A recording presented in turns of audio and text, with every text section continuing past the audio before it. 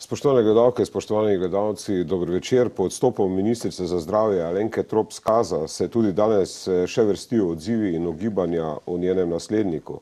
Premijerka Alenka Bratušek je med drugim dejala, da obžaluje, da delo koalicije pred imenovanjem Trop Skaze ni bil pogodu Igor Šoltes. Žal pa je tudi, da je na mesto zdravstvenega ministra pred letom dni predlagala Tomaža Gantarja iz kvote Desus, ki je pred časom odstopil. To je povzročilo neke hude krvi med predsednikom Desusa, Karlom Erjavcem, ki je dejal, da je premijerka malo razočarana in da je njihov minister zdržal 2 leti, ministrica, ki so pa predlagali v Pozitivni Sloveniji, pa samo mesec dni.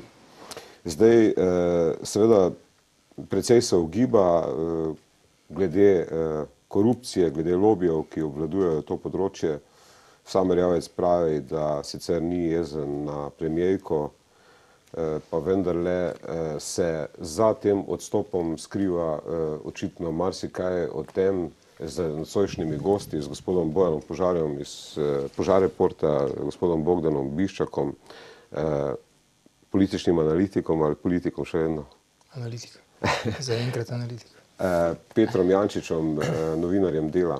Zdaj mogoče, Peter, ti si se danes seveda ukvarjal s tem, kdo naj bi pravzaprav nasledil Alenko Trop Skazo. Govori se celo o nekem kolektivnem vodstvu, ampak nekaj je pa tudi ugiban, da naj bi to ministrstvo prevzel Bešič Loredan, pa tudi mislim, da zadnje informacije predsednik psihiatrične klinike Ljubljanske. Zdaj, da so ta ugibanja, je točno. Sam sem pa med tistimi novinarji, ki nasprotujem temu, da, kako bi rekel, ogromno pišemo o celi množici kandidatov, za katere se potem izkaže, da je vse skupaj izgubljanje časa. Temu smo bili priča že pred 4 meseci, ko sta odstopila 2 ministra in se je takrat v vseh medijih na veliko pisalo, kdo bo zdaj minister, potem ni bilo pa nič. Tako da tu je treba počakati, enostavno premijerka bo morala najprej predlagati parlamentu sploh odstop, da se seznani z odstopom ministrice, tega še ni naredila, potem se začnejo teči roki, da predlaga kandidata, lahko pa to tudi hkrati naredi, jaz upam, da bo čim prej. To ni naša stvar, da jih določamo ministre, to smo tudi imeli malo nespodobni, čeprav je normalno, da ugibamo. Bogdan, a so lobiji v zdravstvu res močnejši od vlade in kdaj se bo pravzaprav ta, bi rekel, negotovost glede ministra za zdravje ali ministrice končala? Prej na to odgovorim sam majhna po svoje anekdotica. Ta teden se je na Pop TV začela serija Hiša iz kart, ameriška politika v njej, in ravno včeraj je šlo za izbiranje državnega sekretarja, zunanjega ministra, in ker je lepo pokazal mehanizem prepletenosti politike in medijev, kjer eden od vodilnih politikov v državi, eni novinar, ki reče, tole ime vrži v eter, ona ga vrže, vsi začnejo govoriti o tem človeku, o tej ženska je, in na koncu tudi postane državna sekretarka. Tako da zelo spoštujem to stališče Petrovo, da bi se mediji morali vzdržati teh ugibanj, ker je vprašanje, ali niso ta imena jim servirana ravno zato, da bi po tem mehanizmu postala ministri. Moje mnenje je, da se marsikdaj to dogaja. Kar se tiče pa tega, ali je korupcija oziroma ali so lobiji močnejši od vlade, v zdravstvu, moje mnenje je, da so marsikje in v marsikateri državi, ne samo v Sloveniji, lobiji velikokrat močnejši od vlade. In da to velja tudi za slovensko vlado v marsikaterem primeru, in da je gospodarstvo načeloma bolje organizirano kot politika, razpolaga s precejšnjimi količinami denarja. Politične stranke ta denar potrebujejo za volitve, ker so volitve tako organizirane, da so potrebne velike količine denarja. Tukaj so bile potrebne resne spremembe in seveda na ta način vplivajo na politiko tisti, ki imajo veliko denarja. In tudi v Sloveniji se to velikokrat dogaja, čeprav moje mnenje, da verjetno še manj kot v kakšnih Združenih državah Amerike, kjer imamo spremljati možnost te mehanizme. Goldman Sachs postavlja finančne ministre in guvernerja. Bojan, kaj je pravzaprav v ozadju te nenavadnega, v bistvu, bi bi rekel, nenavadnega enomesečnega ministrovanja Alenke Trop Skaza. V bistvu, kaj je po tvojem krivda, da je odstopila? A so to res pritiski na njeno družino ali je to zgolj posledica tega, da pač gre za kolizijo interesov med posli njenega moža in pa njo kot ministrico? No, jaz ne vem, kaj je, težko reči, da tačno kaj je v zadnji, si pa lahko nekaj o tem mislim, ne? Ampak kaj je meni pri vsej tej zgodbi sumljivo in zakaj jaz ne verjamem tem argumentom zdaj odstopljene ministrice, ne, o vseh teh lobijih, pritiskih in tako dalje, mislim, verjetno lobiji in pritiski obstajajo, to ni dvoma, ampak o tem, da se je tako močno na njo pritiskalo, da je ona mogla odstopiti iz dveh preprostih razlogov, ne. Prvič, imam relativno dobre informacije iz njene bližine, ne. Vse te stvari, ki zdaj prihajajo ven, so v bistvu že vedle, ne. Tudi Alenka Bratušek je vse te stvari vedla, ne. To se pravi, to je ta predavanja na... Ne, bom rekel, ta poslovna orientacija. Poslovna orientacija Alenke Trop Skaza je šla v dveh smereh, ne. Ona je delala, biznisirala, ne, po domače rečeno, po svoje, ne, po eni plati in preko svojega soproga, ne. In po mojih informacijah je bil ključni razlog za njen odstop to, ker je prišla do točke, ko je videla, da pač njen mož ne bo mogel poslovati za državo naprej, zato ker je ona ministrica, ne. Ona je zelo preprosto, pa tudi če zdaj tega ne bo nikoli priznala, ona je mislila, ne, da bo lahko še vedno podpisala tole pogodbo za 4,7 milijonov evrov z moževim podjetjem v vlogi ministrice, po neki preprosti logiki, sicer normalnemu človeku nerazumljiva, pa da se pač vse mogoče. Ona je zelo preprosto mislila, da bo to lahko naredila, zato ker se je mož pojavil, preden je ona postala ministrica. Enostavno pač v skladu z neko logiko, ki vlada Sloveniji, misli, da bo šlo to skozi. Vse te izjave njene, ne, dajte, o teh lobijih, pritiskih in tako dalje, ki jih ni z ničemer argumentirala. Ne. Recimo, če bi jaz bil direktor Nacionalnega preiskovalnega urada, ne, bi enostavno poslal k njej kriminalista in bi od nje kot državljanke, ne, zahteval, da kot državljanka pove, ne, ker očitno ima neke informacije o nekih kaznivih dejanjih, ne, kdo je izsiljeval, kdo je grozil in tako dalje, in naj vse te stvari približno nekako pove, ne. In enostavno tega pač ni naredila, zato mislim, da je to enostavno preprosto ne kaže verjetno, ne. Ampak tako da v bistvu tisti njen nastop včeraj je bil zelo samoten, ne. Izjemno samoten nastop, ki ga je imela pred novinarji. Vsaj enaka samota pa velja za Alenko Bratušek, predsednico vlade, ki je to Alenko Trop Skaza imenovala, ob tem, da je vedela vse natančno, kaj se dogaja okoli te gospe, ne. Tisti, ki jo poznajo, so takrat se malo nasmihali, ne, ker je postala kandidatka za ministrico, so rekli, da to je neke vrste lokalna celjska Katarina Kresal, ne, in točno približno v tem smislu se je to tudi izkazalo. Zdaj, ja, kakšna je pravzaprav odgovornost predsednice vlade v bistvu za kadrovsko politiko, Bogdan, v bistvu, glede na... Ključna. Če govorimo o imenovanju ministrov, je seveda ključna, ne. Jasno je seveda, da se vsa ta imenovanja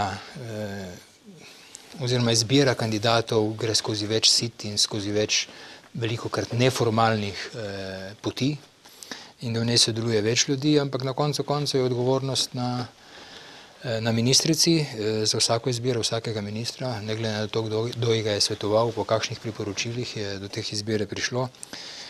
Mi se sicer vsi spomnimo, da je bilo izbiranje te ministrice težko in dolgotrajno, ker pač večina ljudi, ki je bila primernih to funkcijo, zavrača iz razlogov, ki so na nek način človeško razumljivi, ampak vendarle bi pričakoval več poguma v zdravstvenih krogih in več ljudi, ki bi bilo to pripravljeni prevzeti.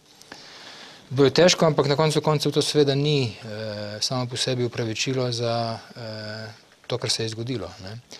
Jaz sicer ne vem, tako kot Bojan pravi, da je predsednica vlade vse okoliščine poznala. Jaz se tega, da bi bil ta izbor že opravljen, ne spomnim. To, da je se soprogu navajalo, da njen soprog posluje z državnimi institucijami, to se je vedlo, da pa je en tak podpis pogodbe v igri. Jaz ne vem, če se je vedlo, ampak še manj se je pa lahko vedelo, ne, da bo ministrica iz tega razloga, sploh če je bilo to vnaprej znano, odstopila. Normalno potek tega dogajanja bi bil, da bi do tega podpisa pogodbe ne prišlo in ministrica bi, glede na to, da se je zavedala že, ko je nastopila, da to dejstvo obstaja, nadaljevala s svojim delom. In to, da je odstopila, je bilo po mojem za predsednico vlade precejšnje presenečenje, ne? In zelo nepričakovana poteza in po mojem mnenju zelo neodgovorna strani ministrice. Zdaj, ampak mediji so že praktično 4-5 dni napovedovali točno datum. Problem je v tem, ker nihče več tukaj ni dosleden, niti ne politiki, niti ne kandidati za ministre, niti ne novinarji. Tisti hip, ko neka kandidatka za ministrico pride pred parlamentarni odbor, pred matični parlamentarni odbor in tam pove pač, da je prokuristka nekega podjetja, ki ima svojega moža in da bo zdaj to izstopila in da če bo ona postala ministrica in da bo tudi potem mož oziroma podal svoj delež, se odrekel deleža karkoli, potem je pač treba na tem nekako stajati, je treba pač njo na teh besedah držati, ne pa da to potem enostavno umine in se potem čez 28 dni izkaže, da je mož ima še vedno to podjetje, da še vedno kandidira in da je ministrica tik pred podpisom. Tako da meni se nasprotju z Petrom se mi ne zdi, da je treba mogoče res, da malo preveč ugibamo, kdo bo minister, kdo ne, ampak potem pa, ko nekdo kandidira, je pa treba o njemu vse raziskati in vse napisati in potem tudi ustajati na teh besedah in ga prijeti za besedo o tem, kar pač on obljublja. Ker recimo, sam še to, da končam, tam Alenke Trop Skaza, predno se pač ni pojavila informacija, da bo ministrica, nihče v tej državi ni poznal. Ko je Igor Šoltes kandidiral, o njemu vemo vse, praktično vse. O njej pa ne vemo nič, ampak tudi potem, ko je že praktično prisegla kot ministrica, še nič tega ni vedel. Tu pa tam kakšna majhna stvar, vse bo neki zavito skrivnost. To me pa recimo zelo fascinira pri slovenskih novinarjih, da nekdo kandidira za ministra in se nihče od novinarjev, razen nekih predsednikov Reporter, so začeli nekaj raziskovati, kdo je ta Alenka Trop Skaza, nihče se nič ne vpraša, hudiča, kdo pa je ta recimo ženska, ki bo zdaj prejela zdravstveni resor. Tudi recimo do včeraj nismo vedeli, da je uspela v teh 28 dnevih podpisati za 6,4 milijone evrov pogodb. Jaz mislim, da ni ministra, razen finančnega ministra, ki bi v tem času podpisal toliko pogodb. Zdaj bo treba v bistvu šele pogledati nazaj, kaj je pravzaprav ta ministrica podpisovala. Mogoče bodo šele recimo zdaj nekatere stvari bolj jasne. Ampak če pogledamo... Nekaj bi rekel, zdaj, jaz mislim, Bojan, da ti malo slabo bereš tudi slovenske medije. Novo ministrico in njeno dejavnost in tudi dejavnost njenega podjetja so mediji zelo natančno preverjali v tem času, ko je bila ministrica. Prej je bilo težko preverjati, bila je zelo kratek čas, ko se je pač pojavila kot kandidatka, dolgo, vsi živi kandidati so prej in to, kar se je zdaj zgodilo, je tudi pač posledica tega javnega vedenja, ki se je razširilo. Tisto, kar pa tu delamo, po mojem narobe, je pa, da smo spregledali neko širšo sliko, v kateri ta ministrica ni nekaj izjemnega. Ko smo prej govorili o lobijih pa pritiskih, Slovenija je specifična država. Mi imamo čisto drugo sliko kot druge zahodnoevropske države. Tu je večina podjetij, cele panoge, vse banke, vse državne lasti. Država ima bistveno večjo moč kot recimo v Avstriji, Nemčiji, Italiji, mislim, neprimerljivo večjo. Zato imajo dejansko lobiji pa nam drugačen položaj. To so glavne lobiji, ki so povezani z temi državnimi podjetji. Zdaj, problem je v tem, da je oblast, jaz imam ta občutek, malo zgubila vpliv nad vsem tem premoženjem, ki bi ga morala upravljati v vseh teh menjavah, ki so se zgodile in se dogaja marsikaj. Vlada ima pa problem, da se je zgodila cela serija podobnih dogodkov, ki ta vlada je nastala na neki maksimi boja proti korupciji takrat in nekega poročila protikorupcijske komisije, v katerem lahko imamo zelo različna mnenja. Ampak potem se je zgodila vrsta zelo nerodnih stvari, ki so vse nekje v tem območju. Imeli smo ministra, ki je pač zelo velike vsote denarja nepovratno državnega pošiljal svojemu podjetju. Ugotovili smo, da minister za infrastrukturo je že prej in še naprej veselo posluje z Darsom. Zdaj imamo ministrico za zdravje, smo imeli, katere pač mož oziroma njuno skupno podjetje je zelo dobro poslovalo v zdravstvu. Te relacije so za vlado skrajno nerodne, se tega je še več na drugih področjih. Prejšnji infrastrukturni minister je moral pa takoj odstopiti, ker je imel črno gradnjo na morju. Te stvari so tu za vlado zelo neprijetne. Za katero se mimo glede zdaj izkazali, da ni črna gradnja v postopku. To je zdaj... Kako? Ja, in to pravnomočno, ja. Dobro, ampak zdaj Bešič Loredan, recimo, ki ga pač omenja, pravi, da če bi bil sam minister in bi mu grozili, bi jasno povedal, odkot so prišle te grožnje in bi jih prijavil. Pravi, se vendarle ne živimo v Nigeriji. Mislim, zdaj, ali je recimo vsi tisti, ki pač opozarjajo na to razbohotenje korupcije v zdravstvu, pa ničesar opremljivega še niso pokazali in dokazali, da je temu res tako, ne, ali gre za neko potem, mislim, fantomsko zadevo, ali je tu res toliko korupcije in toliko denarja izgine v zdravstvu. Te prijave se ne zgodijo, zato je moje mnenje, ker ni kaj prijaviti. Vsaj strani ministrov ne. Jaz ne verjamem, da se kdorkoli v tej državi upa ministre izsiljevati in tudi ne vem, s čim bi jih. In sem prepričan, da je tako pri ministru Gantarju kot pri ministrici Skaza šlo za pretiravanje oziroma uporabljanje besed izsiljevanje in grožnje v tistem pouličnem ali pa, če hočete, ljudskem smislu, ne pa v pravnem smislu. Ne? In ko se človek vpraša, kaj bi lahko prijavil, ugotovi, da nima kaj prijaviti. Ne? Tudi če je kdo poklical ministrico in ji rekel, ne vem, tam je en posel, bi bilo fajn, da ga dobim, to ni niti izsiljevanje, niti grožnja. Ne? Pa sicer tudi dvomim, ta ministrica je po mojem premalo na tem mestu, premalo časa na tem mestu, da bi do takih klicev sploh prišlo. In zato jaz mislim, da je pač, tako kot minister Gantar, poiskala nek izgovor, zakaj odstopa. Verjamem pa sicer, ne, da je kot nekomu, ki je padel v politiko, kot smo danes ugotovili, nekako z neba in zelo nehitro, ne, to težo odgovornosti, ki se je na njo zgrnila, množica zadev, ki se je na njo zgrnila, razumela kot velik pritisk. Ta ponudba moža je bila, kolikor vem, najbolj ugodna ponudba. Najbolj ugodna je bila, seveda, v tem je škoda cele zgodbe, ne, da imate... In je bila zavrnjena. Da najgodnejše ponudbe zdaj ne smemo podpisati. Tudi to je en moment, ne, o katerem bi morala ona razmisliti, ko je prevzela to funkcijo. Jaz slučajno pač berem jaz vse, ne, naše medije, ne, veliko več kot povprečen novinar, ne, berem. Ampak gledajte, si to je pravzaprav smešno, no, gledajte, pojavi se neka kandidatka za ministrico, ne, ki je soproga in tudi prokuristka nekega moževega podjetja. To moževo podjetje poprečno letno ustvari med 5 do 7 milijonov evrov, 8 milijonov evrov prihodkov, ima več kot pol milijona evrov čistega dobička, kar je veliko, ne, za slovenske razmere.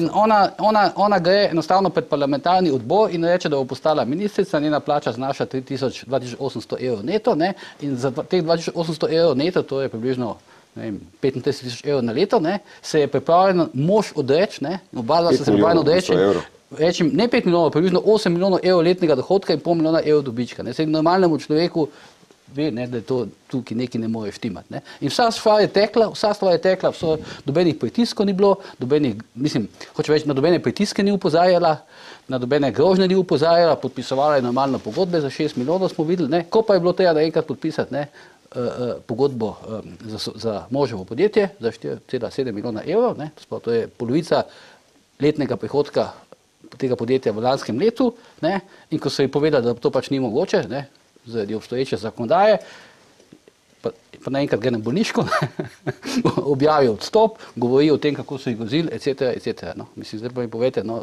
kje je tu kakšna logika?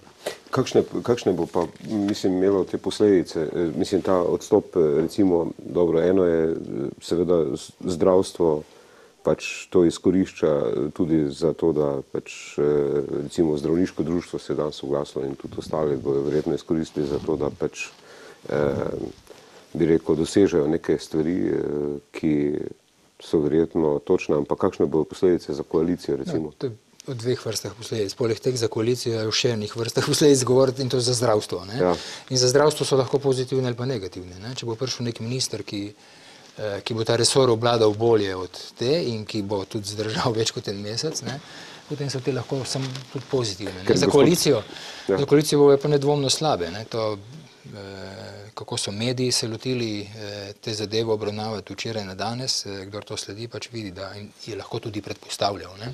Ko se je začelo govoriti, da bo odstopila, je vsakdo, ki se malo spozna na politične razmere in tokove, vedel, da bo to na koalicijo vplivalo slabo in zdaj se to zelo jasno kaže. Ne? Ni moglo imeti drugačnega rezultata kot takega. Posledice vseh teh menjav, tudi menjav vlade, ne, bodo glede na položaj, v katerem je država po logiki stvari slabe. Položaj je pa zelo preprost in zelo neprijeten za vsako vlado ali pa oblast. Danes imamo BDP, ki je bistveno nižji, kot je bil leta 2008. Bistveno nižji. vse blagajne, največje, pokojninska, zdravstvena, pa trošijo bistveno več denarja. Ne? In posledica, ne, tudi na drugih področjih je podobno. Posledica je velikanski primanjkljaj državnega proračuna konec vsakega leta in veliko zadolževanje na mednarodnih trgih, da to pokriješ. Ne? Zdaj, če nobeden ne bo nič naredil, ne, ker je tudi ena od posledic teh menjav, ne, tudi ministrov, bo na koncu zagata samo še večja. Ni res, da to, če nič ne narediš, izboljša stvari. Niti slučajno. Politiki ne. Ja, vse to je, kdo to rekel? Zdaj, Jaz sem rekel, da so posledice, če si name aludiral, da so posledice lahko pozitivne, če bo za njo prišel boljši minister od nje. Čas, v katerem je tukaj delala, je bil kratek in to, česar ni naredila, pa po mojem je tega zelo malo ali pa sploh nič, ne, je možno zelo hitro nadoknaditi, če bo prišel nekdo, ki je v tem zdravstvenem sistemu doma, ki se ne bo začel učiti, tako kot se je morala ona, glede na to, da je bila zelo nova v tem poslu, so lahko za zdravstvo posledice pozitivne. Drugače je pa, drugo je pa za stanje v koaliciji in stanje v državi. Če hočeš večjo reformo resno izpeljati, rabiš vsaj pol leta, da stvar sploh spraviš skozi parlament. Čez pol leta bomo v času tik pred naslednjimi parlamentarnimi volitvami. Mislim, začela se bo resna kampanja. Ta minister, ki bo zdaj imenovan, bo zelo težko kaj velikega naredil. Mislim, to je nerealistično. Ne? Tudi ona bi imela. Vse te menjave, ki so se dogajale in ki se dogajajo, niso dobre. Pred velikimi reformami je treba rešiti, recimo, težave na ljubljanski urgenci. Zato ministrico bi bilo veliko boljše, ne, če bi se recimo zadnje 10 dni ukvarjala s problemom ljubljanske urgence, kot pa recimo debatirala na tiskovnih konferencah o velikih reformah. Ne. Itak je danes predsednica vlade rekla, da nobene večje reforme pred volitvami ne bo. Se ne reče šala je, da je ministrica ob svojem nastopu povedala, ne, da nobene večje reforme ne bo. Pazi, se ne reče šala je, da so problemi na urgenci posledica tega, o čemer zdaj govorimo, ne, ker ni neke razumne, pametne politike, se jo tudi zelo težko postaviti, ne, kako odgovoriti na ta upad BDP-ja in kako znižati stroške, se jih pač znižuje administrativno. Torej, ne smete zaposlovati. Nikjer. In posledica je potem to. Ne. Zdaj, ona je v to padla, da bi to reševala, zdaj, da prve dni to ni rešila. Ok, to največji greh na svetu ni, je pa zelo neprijetno. Ne. Ni pa posledica njene politike. Ne, ampak tisti skip, ki je postane minister, ne pač moje take stvari reševati. Ne. A so to posledice, v bistvu te, a je sploh, to se pravi, možno, da bi do konca tega mandata zdravstvene reforme resno ne bo, v bistvu ne, mislim. To je... Vse to pravim, da je ministrica povedala že v svojem nastopu, to je povedala danes predsednica vlade in je jasno, da v tem kratkem roku kompletne zdravstvene reforme ni mogoče narediti. Ali bodo naredili kakšno od manjših stvari, mislim, manjših po obsegu, kot je, na primer, ukinitev dopolnilnega zdravstvenega zavarovanja, kar bi bilo zelo pozitivno, je pa drugo vprašanje. Zdaj, zelo veliko odvisno od tega, kdo bo novi minister. Verjetno nobene velike reforme do naslednjih volitev ne bo. Ne. Danes je premierka povedala nekaj nenavadnega, da pričakuje, da bodo prihranili 100 milijonov z spremembo sistema javnega naročanja v zdravstvu. Vse, jaz sem to razumel. Kar je zanimiva informacija, veliko vprašanje, zakaj tega že do zdaj ni kdo naredil, če je to res, ne, drugič bomo pa videli, mislim, kako je to realistično. Ne. Ampak je to, da doben minister zdravstveni ni uspel z reformo, posledica korupcije, lobijev, ki obvladujejo to področje in ki niso pač predvsem glede sistema javnega naročanja. Vse to, kar delajo lobiji, ni pač samo korupcija. Ne. To, da si zavarovalnice, ki se ukvarjajo z dopolnilnim zdravstvenim zavarovanjem, prizadevajo, da se to dopolnilno zdravstveno zavarovanje ne ukine, je povsem legalno in legitimno z njihove strani. Nobene korupcije ni v tem samo po sebi, zdaj ne vem, kaj točno delajo sicer zadaj, ampak domnevam, da jo ni. Ne. Je pa za državo in zdravstvo po mojem mnenju škodljivo. Ne. In vlade bi se temu morale biti sposobne zoperstaviti in zadeve speljati. Ne. Ampak zdaj to, da tega naredijo, pa ne moramo kar neposredno povezovati s korupcijo. Jaz sicer mislim, da to ne bom rekel, bom pretiraval, morda bom rekel blebetanje o korupciji, ne, ki ga je vsa politika in mediji polna, služi v prvi vrsti prikrivanju dejstva, da ne obstajajo neke resne politike in ideje, kako zadeve spremeniti na bolje. Ne. In dobivaš javno pozornost in podporo s tem, da govoriš o korupciji. Ne. Jaz bi sam pozval gledalke oziroma gledalce, lahko pokličejo tudi v naš studio in postavijo vprašanje režija, če lahko pokažete mogoče številko.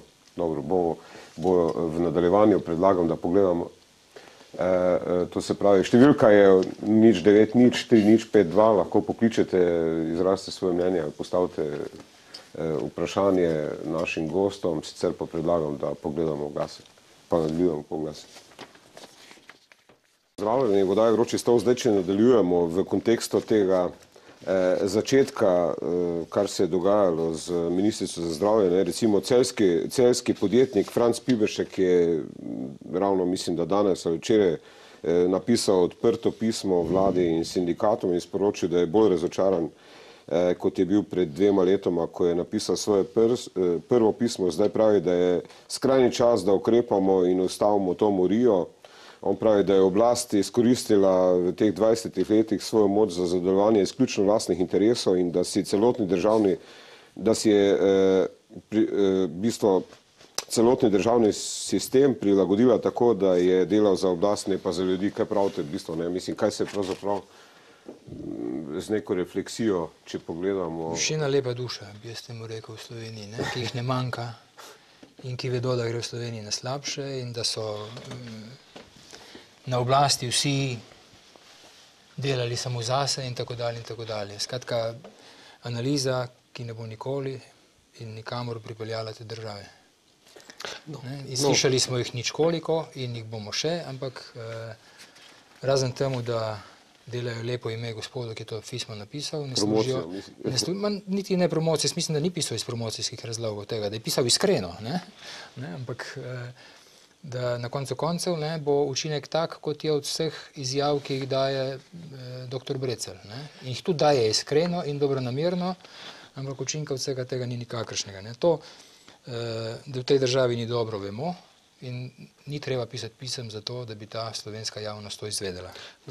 To se jaz ne bi strinjal, da nikako ne bi podcenjeval možnih problemov za korupcijo, nikako ne bi rekel, da je to zgolj neka fantazma. Edino mogoče je optika, ki jo tu slišimo, narobe obrnjena. Mi imamo, kot sem prej omenil, državo, ki za razliko od drugih obvladuje vsa mogoča podjetja, cele panoge, ki ima skratka bistveno večjo moč kot imajo normalne liberalne države. V takšnih državah je mogoče korupcijo preprečiti zgolj, če imaš izjemno odločnega in močnega vladarja, ki zna to preprečiti z dobesedno nasiljem. Zdaj, pri nas imamo pa neke koalicijske vlade, ki se naglo menjavajo ministre, ki so en mesec ali pa par mesecev in jih ni.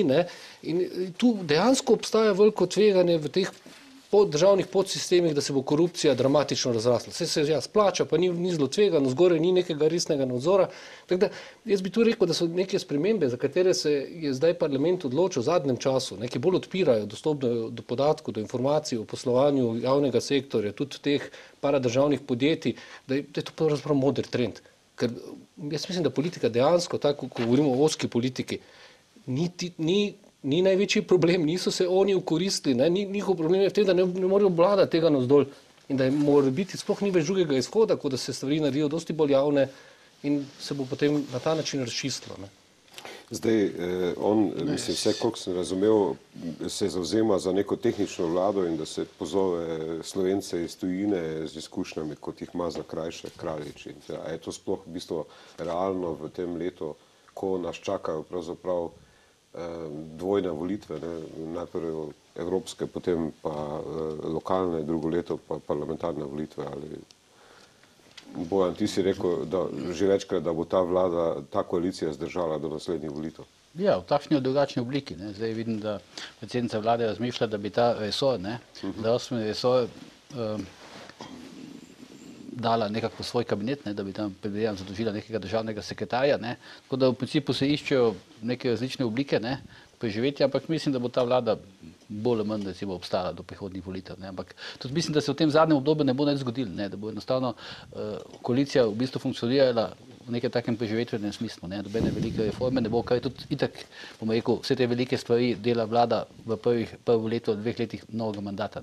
Tako da v principu mislim, da se bo na nek način samo ukvarjala z nekim predvolilnim bojem na različnih ravneh, ne, vse to se vidi že, ne, recimo minister za pravosodje Senko Pličanič, ne, zdaj kandidiral na evropskih volitvah, kar pomeni po neki logiki stvari, da bi mogel se suspendirati, ne, za čas predvolilne kampanje, potem bo to ministrstvo vodil nek državni sekretar, ne, in tako se bo v principu to odvijalo. In kar poslancev recimo jeseni bo kandidiralo za župane in tako dalje in tako dalje. In predsedniki strank tudi. Ja, ampak rekel bi pa nekaj o tem, kar je pač Peter rekel v zvezi s tem zakonom, ne, famoznim od dostopu, mislim, to novelo zakona o dostopu do informacij javnega značaja. Jaz mislim, da ta zakon, jaz gledam tako, no, mislim, meni kot novinarja bo zanimivo, ne, v principu videti neke številke, ne, ampak itak te številke bolj ali manj poznamo, ne. Zdaj se bo samo potrdilo, ne, te naše domneve o nekih zaslužkih in tako dalje. V principu pa kaj dosti to ne bo spremenilo situacije, ne. Kako? Nek odvetnik, za katerega se bo zdaj izkazalo, itak bomo presenečeni, ne, da bodo, recimo, se bo videli nekateri, da so neki drugi odvetniki, recimo, vlekli več denarja iz teh državnih podjetij kot tisti, o katerih pač mi recimo mislimo, ne. Ampak hočem povedati to, no, da druga kot to, da bo ta zakon pa do konca recimo sprl Slovence med sabo, po mojem kakšnih posebnih praktičnih posledic ne bo, ne. Ne bo prečisto, ne, družbe, ne. Jaz bi samo, mislim, režija, mislim, da imamo en klic, dobro večer, izvolite, ja, dobro večer. Dobro večer. Izvolite, ja. Lep pozdrav vsem trem. Ne bi imel ne vem kakšnih velikih vprašanj, vendar situacija taka, kakršna ste, vse v naši državi in ker je trenutno vi se pogovarjate v njej, jaz bi predlagal sledeče. Združimo vsi skupaj moči in enkrat, kot smo rekli leta 90, ukinimo partijo in bo glavni problem rešen, gospodje. No, tle se enkrat zedinimo, da ne bodo stare strukture obvladovale vseh nas Slovencev, ki za to nismo nič krivi. Hvala, gospodje, to sporočite. Hvala lepa. Jaz mislim, zdaj ne vem, a so naši, jaz sem slišal sicer vprašanje, ampak ne vem, ste tudi slišali, tako da, no, mislim, da zdaj gospod pač vidi glavni problem, v starih strukturah v partiji, ne vem, če mogoče ima kdo kakšen komentar. Bojim se, da to ni glavni problem te države, ne, in dokaz, da to ni glavni problem te države so Grčija, Portugalska, Španija, Irska in tako naprej, ker partije že dolgo niso nobene poznali, pa imajo podobne ali hujše težave kot mi. Nažalost ne, težave, ki jih imamo, nažalost ali pa na srečo, se vseeno, po svetu izvirajo iz privatnega, ne iz državnega sektorja in ne iz starih struktur, ampak prej iz novih, iz finančnih, tako da bo treba rešitev iskati tukaj, ne, tudi če se malo vrnem k temu pismu, ne, in predlogu za tehnično vlado. Glejte, lahko da bi bila tehnična vlada kaj boljša od te, odvisno pač od ljudi, ki bi v njej sodelovali, ne, ampak rešitev teh problemov se zmeraj, ne, ko prihajajo, skuša reševati v nekih kadrovskih spremembah. Zamenjali bomo 3 ljudi, pa nam bo šlo boljše, pa zamenjali bomo vlado, pa nam bo šlo boljše, pa šli bomo na volitve 2011, pa nam bo šlo boljše, pa nam ne gre, ne.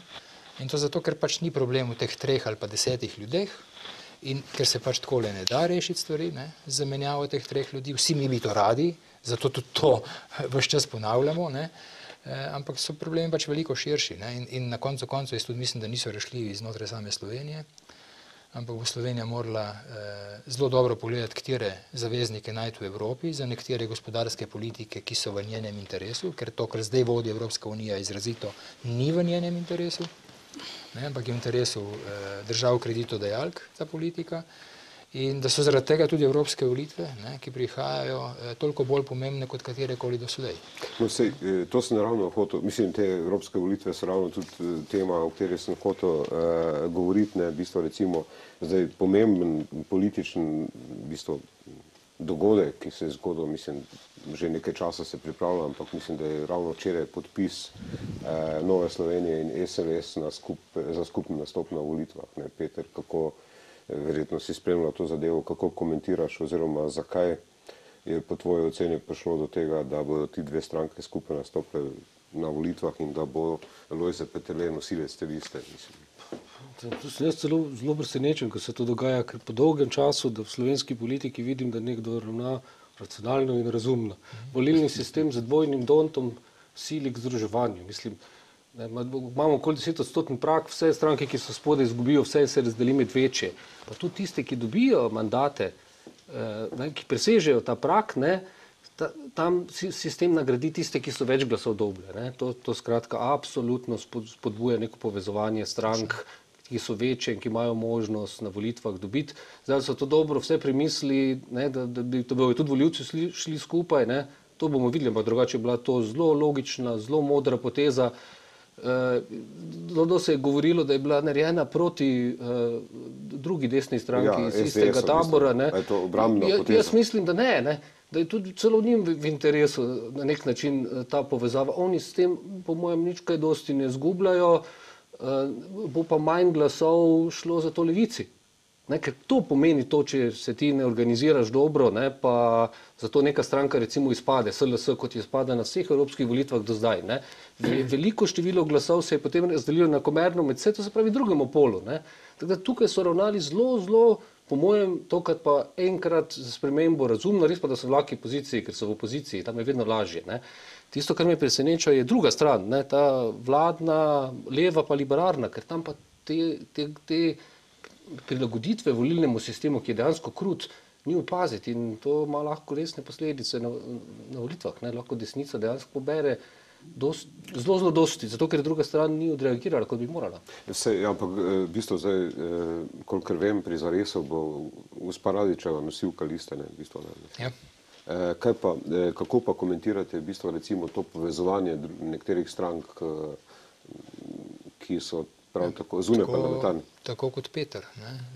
Mislim, da je to, kar so naredili na desni, Nova Slovenija in SLS, izjemno modro in pametno in da bi to morali narediti tudi vsi ostali, ne, ki se odpovedati nekim svojim malim narcizmom. Zakaj se recimo Zares ni pridružil tej koaliciji Trsa in ostali novo nastalih levih, socialističnih? No, verjetno morali to njih vprašati prej, kot pa nas. Ne. Niso nas povabili k temu združevanju, ker mi je znano, so marsikoga do sedaj. Zaenkrat so ti trije odgovorili, za katere se ve. Nas niso. Tudi sicer, kot sami veste, potekajo še zmeraj neki pogovori in možnosti, da bi prišlo do skupnega nastopa strank, ki so članice te liberalne internacionale, obstaja. Tako da zares, glede na to, da je članica te internacionale, najbrž to prva od možnosti združevanja. Bomo videli, ali bo do nje prišlo. V prvi vrsti je to seveda odvisno od Pozitivne Slovenije, ki je znotraj te grupacije največja in ta trenutek pač tudi vodi vlado. Vsekakor pa, kar se združevanja tiče, evropske volitve ga zahtevajo, zaradi tega visokega praga in visokih ostankov, ki ostanejo tudi pri prestopu praga. Zahtevajo. Racionalno je seveda to neka nuja.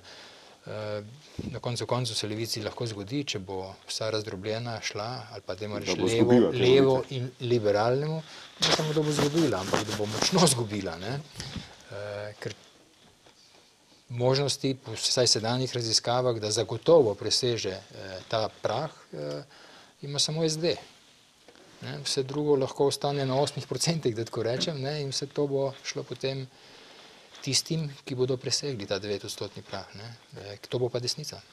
Zdaj, Bojan, kako ti komentiraš, da prej si rekel, da se recimo Senko Pličanič postavil oziroma da ga je stranka imenovala za nosilca liste, zdaj kako komentiraš Lukšičevo odločitev, da bo pač on nosilec liste SD-ja na teh volitvah? Ne? Ja. Zdaj, nekaj bi rekel še okoli tega povezovanja. Ja. Zdaj, to se strinjam, da sta Slovenska ljudska stranka pa Nova Slovenija ravnali modo. Ne. Sam mislim, da je bilo tukaj neko relativno lahko izhodišče. Ne. To pa, da je bil pač nosilec kandidatne liste že naprej znan. Lojze Peterle. Zelo privlačen. To mislim, da je eden od pač, ne vem, na podlagi pogovorov, ki jih imam z raznimi politiki znotraj te liberalne opcije, mislim, da je to eden od glavnih problemov, zakaj tam ne more priti do neke združitve, zlasti potem, ko je od kandidature odstopil Janez Potočnik. Ker tam je pač situacija taka, recimo, da Kacin misli, da bi mogel biti nosilec liste, pa nihče od ostalih ni za to, da bi bil Jelko Kacin in podobne kombinacije so. Druga stvar, kar mislim, da je tukaj gre za evropske volitve, ne, treba biti malo previden, ne smemo zdaj mešati, bom rekel, stranke, ki pripadajo socialistom oziroma socialdemokratom, ne, pa stranke, ki pripadajo liberalni skupini ALDE, ne, ker pri nas je zdaj to malo mešano. Če sem jaz prej razumel, je bilo vprašanje, zakaj se zares ni pridružil Združeni levici, ne, to v izhodišču ne gre skupaj, ne, to je polnoma, mislim, da je to praktično nemogoče, ne. Zdaj, med temi strankami na levici, ne, zdaj, ker si pač omenil Lukšiča pa socialdemokrate, tu pa se mi zdi, da je neka velika razlika, ne, in bi tudi jaz, recimo, če bi pač bil v vodstvu socialdemokratov, bi razmislil, ali ima smisel, da se zdaj, recimo, SD združuje za solidarnost in tako dalje, ne, ker gre tako, mislim, moč stranke tako različna, ne. Zdaj, to, zakaj gre Lukšič, recimo, na listo, ne, pa prej Senko Pličanič, ne, in tako dalje, to se mi pa zdi... To se mi pa zdi taktično, ali kaj bi... Ja, ne vem, to se mi pa zdi, ja, to se mi pa zdi, bom rekel, nek sovrsten fenomen, ne, ker tudi vem, da Franc Bogovič se boji, da bi bil zelo visoko oziroma se je bojil, to se pravi, da se... Visoko, ne, a to resno mislijo ti politiki? Ja, na nek način se mi zdi to kot nek poskus bega, ne, zdaj jaz, ne, iz slovenske realnosti v fine evropske, lepe evropske službice. Ne. Zdaj, jaz ne vem, kako bodo to volivci vzeli. Ne. Zdaj, Lukšič pač pravi, da njegov argument je to, da je nekako, bom rekel, nek konsens znotraj te socialistične internacionale, da se pač gre z najmočnejšimi kandidati in da se poskuša osvojiti Evropski parlament. Ne. Pa vprašanje, kako bodo to volivci dojeli. Ne. Zdaj, glede Pličaniča se mi pa zdi, da mi bo rekel, da je pa stvar zelo subjektivna. Ne. Jaz Senka Pličaniča poznam in ga čisto razumem, ne, da ga veseli odhod v Bruselj, ne, da se znebi en kup težav v pravosodju, ne, in tako dalje. Tako da tukaj, ne vem, zdi se mi, da cela vrsta teh vodilnih, ne, slovenskih politikov išče nek svoj way out iz nastale situacije tukaj. No. Jaz mislim, da imamo še klic gledalke oziroma gledalca. Dobro večer, izvolite. Ja, dobro večer. Kar izvolite. Jaz nisem slišala, kaj ste zdaj govorili, ker sem imela na tiho televizijo. Želela sem pa povedati, da že dolga leta se ukvarjam s tem, da mislim, da je bilo dosti manj korupcije, če ne bi mi imeli toliko zakonov. Jaz sem že začela raziskovati, koliko zakonov imamo mi v naši državi in podzakonskih aktov in vsega tega. In enostavno nikamor ne pride. Nihče ne ve, niti poslance nekaj so sprejeli. In v takih situacijah se lahko začne dogajati to, kar se dogaja nam. Da človek misli, da nekaj prav dela, zakoni pa niso pravični, zakon je zakon. Ne? Jaz pa mislim, da sem pravično delala, pravilno, ne. To je moje mnenje že vsa leta, pa ne vem, ali imam prav ali ne, ko pa je v Ameriki bila prohibicija, ne, kaj se je začelo, nastala je mafija, ne, in bolj nas bodo stiskali za vrat, bolj nam bodo prepovedovali eno in drugo in tretjo, bolj bomo mi začeli delati proti vladi in še z jezo veliko bomo še bolj nasproti njim. Delajo proti nam, ne. Jaz se opravičujem, upam, da nikoli nisem žalila, lahko noč. Hvala lepa. Ne vem, mislim, če je mogoče kakšen komentar na to prevelika normiranost, poudarja gospa in seveda in verjetno ima v mislih, da pač novi davki, predvsem davek na nepremičnine in ostalo in da se bo delo na črno pojavilo. Tu ima prav, deloma je to preprosto res, da slovenska politika v položaju, kakršnem je, ko je relativno nemočna, da bi obvladovala ta velikanski sistem, ki bi ga morala, skuša to obvladovati s sprejemanjem kar naprej novih zakonov, pa dopolnil zakonov, ki sploh ne veljajo. Poglejmo tipičen primer. Pred letom pa pol je bil sprejet zakon o državnem holdingu, ki bi moral zdaj že leto funkcionirati, voditi vse državno premoženje. Tega nikjer ni, imamo pa zakon, ki vse to določa. In zdaj je v postopku ta teden v parlamentu nov zakon o državnem holdingu. Ne, ki ga bojo sprejeli, ne vem, pač v naslednjih mesecih. Ne. Paste, to je za neko normalno pravno državo je to popolnoma neverjetno. Imamo zakone, ki določajo upravljanje celotnega državnega premoženja, ki so pač kar tak sprejeti. Ne. Pa so še neki bolj dramatični, saj se jih ljudje spomnijo. Ne. Politika ne zna dobro urejati stvari, pa se jih potem zgodi primer Kramar.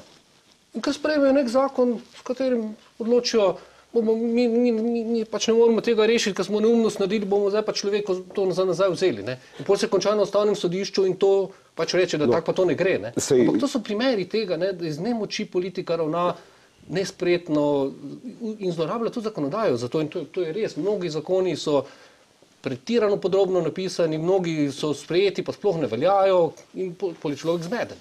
Jaz bi, to problematiko zakonodaje, pa mogoče tudi to, kar se bo pač v petek dogajalo pred ustavnim sodiščem, ampak če bi neko rdečo nit vlečemo, bi vendarle ostal na teh evropskih volitvah, ne, v bistvu ne. Ampak... V redu, okay. Hotel sem dve, pa bom samo eno pripombo, ker sem bil med tistimi, ki smo malo pisali ta zakon o Kramarju, ne, bi rekel sem to, da podobne stvari so v ZDA naredili in tam so ustavni test prestale. V Sloveniji pa niso. Ni šlo za nobeno rešitev, ki bi bila revolucionarna. Ne. Šlo je za nekaj, kar bi ustavno sodišče lahko presodilo tudi, da je ustavno. Ne. Pač ni. In temu se moramo nekaj kot prilagoditi, ni šlo pa za nobeno norost ali pa izmišljenost, ne, šlo je za nekaj, kar je v kakšni drugi državi prestalo ustavni test. In bilo je na meji, to smo vedeli takrat, ne, ampak hoteli smo narediti nekaj koristnega, ne, in moralnega, žal ni uspelo. Da bi lahko ustavno sodišče odločilo tudi drugače, hočete reči? Lahko bi odločilo tudi drugače, to hočem reči, ja, in bi ne bilo to nič prav posebej nenavadnega. Še enkrat poudarjam, ne, v Ameriki so te stvari omejili in speljali. Se jaz ne oporekam dobrega cilja tega zakona in moralnosti. Problem pa je, kar je pač... pravne neutemeljenosti ne moreš oporekati kar takole na počest. Odločitve ustavnega sodišča jih lahko oporekam in tudi bom. Zdaj za nazaj smo vsi pametni. No, že takrat je bilo zelo dosti pomislekov. Takrat je bilo zelo dosti pomislekov in jih je v marsičem ljudje so zahtevali praktično. So tudi primeri, ko ustavno sodišče odloči 4 pa proti 5. Zakoni se zaradi konkretnih oseb in konkretnih primerov ne smejo pisati. Predvsem pa zakoni, se niso zaradi konkretnih primerov. To je v letniku pravne fakultete te naučijo, da zakoni ne veljajo za nazaj. Ta zakon je bil zakon, s katerim so poslancem bivšega mandata odvzeli beli krug, da tako rečem, je bil sprejet za nazaj in ustavno sodišče ga je potrdilo. In tukaj je šlo za zelo podoben primer. Ni bil sprejet za nazaj. Zakon je bil sprejet preden se je uveljavil, bil je sam sprejet za tisto leto, v katerem ne bi se davki odmerili. Ni bil pa sprejet za nazaj. Zdaj, ker smo že pač na tem polju zakonodaje, vendarle, mislim, bomo pol nadaljevali s političnimi zadevami, me vendarle zanima, kakšno odločitev pravzaprav pričakujete v petek, ko bo ustavno sodišče odločalo o tem nepremičninskem zakonu. Jaz kot pravnik se od tistega trenutka, ko je ustavno sodišče reklo, da 2 referenduma v slabi banki in SDH-ju, da nista možna, od takrat naprej se v zvezi s tem ustavnim sodiščem ne upam več nič staviti. Ker tam je šlo po mojem za tako eklatantno problematično odločitev, da bi bolj problematično, pa že se spomnim sam še kakšne iz preteklosti, jih ne bom našteval, še eno tako recimo, tisto v zvezi z volilnim sistemom. Z večinskim volilnim sistemom? Ja. Če bi šlo samo za pravno presojo, bi po mojem mnenju zakon moral obstati. Lahko, da je kakšen člen znotraj njega pade, ampak zakona kot takega ne bi videl možnosti, da se ga zavrne. Ker se je ravno zaradi tega, ker se je takrat ustavno sodišče pri teh referendumih pač je postavilo neko normo, da pač zakoni, ki so vezani na izvrševanje proračuna oziroma ki imajo, ne morajo biti predmet referendumov. No. Mislim, Bojan, kaj ti pričakuješ? Mislim, glede na to, da je najbolj ostra razprava danes v parlamentu, vendarle okrog tega nepremičninskega zakona, je možno, da bi ustavno sodišče enostavno ta zakon razveljavilo in rekel, da je neustaven, po tvoji oceni. Glede na to, da ima velike finančne posledice. No. Mislim, možno je, ne? Možno je. Predvsem pa mislim, da koliko zdaj poznam sestavo ustavnega sodišča, da bo zelo veliko odločitev znotraj ustavnega sodišča sprejeti na tesno. Možno je pa, po mojem, takšna in takšna rešitev. Mislim, zdaj res je to težko da povedati. Jaz si zdaj lahko nekaj riskiral, ampak pa potem se hvalil, da sem bil obveščen, ampak res ne morem. Ampak je... Nekaj je mogoče reči.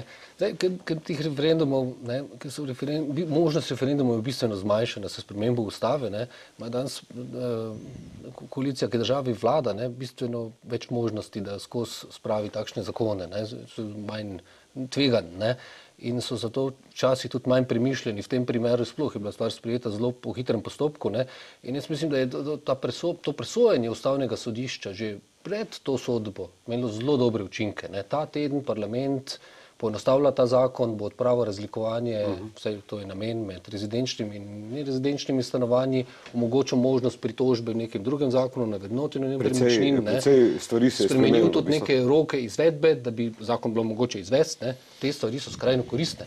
Zakone imamo zato, da je sploh te, ki državi prenašajo denar, ne, da res kaj pride, ne pa da se cel sistem potem zruši in da nastane panika med ljudmi, da zemljiške dolgove vpisujejo v dolgih vrstah, da bi se izognili pač neki ne najbolj premišljeni rešitvi najbrž, ne, ki je bila na hitro v zakon spravljena. Tako da najmanj, kar lahko rečemo, je to, da ima zelo dobre učinke presoje ustavnega sodišča, še preden je sploh bila objavljena. Zdaj, kakšna bo pa najbrž tudi, če bi jo kdo zdaj javno povedal, bi to bilo zelo nerodno za ustavno sodišče in bi najbrž morali biti razlog, da tam ponovno razmislijo o svojem odločanju.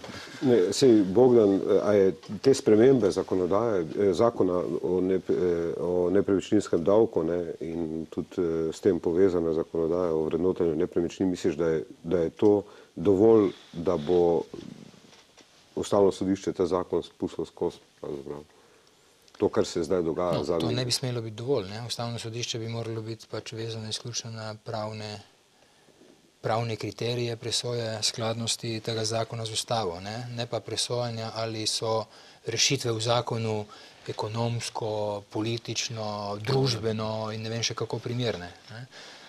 Ker to, da no, ampak vendar ne, v bistvu vse odločitve ustavnega sodišča imajo neke politične implikacije. V bistvu, ne politične implikacije imajo, ampak kar so politično motivirane, je pa drugo vprašanje. Ne? To je vprašanje, sem razumel tako, ne? Da, ali je to stanje, ki se dogaja, bo vplivalo na ustavno, to, kar se dogaja, ne?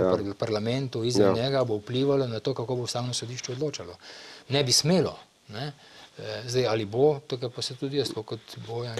To je ena najbolj radikalnih odločitev, ne, ki je prizadela praktično vse ljudi, v bistvu zdaj ene več ali ene manj, nekaterim se je menda celo zmanjšal ta prispevek za... Seveda. Zdaj še ni nikogar prizadela, ker je ustavno sodišče tudi prepovedalo, da bi komu poslali račun. Ne? Mislim, tako kot Peter, mislim, da je bil zakon pač ne toliko premalo premišljen, tudi sicer, ne, ampak predvsem ni bil, oziroma je imel napačen cilj. Ne. Cilj je bil izključno fiskalni. Ne. Imeli so neko številko, ki jo je treba v proračun dobiti in na to so nastavili rešitve. Ne.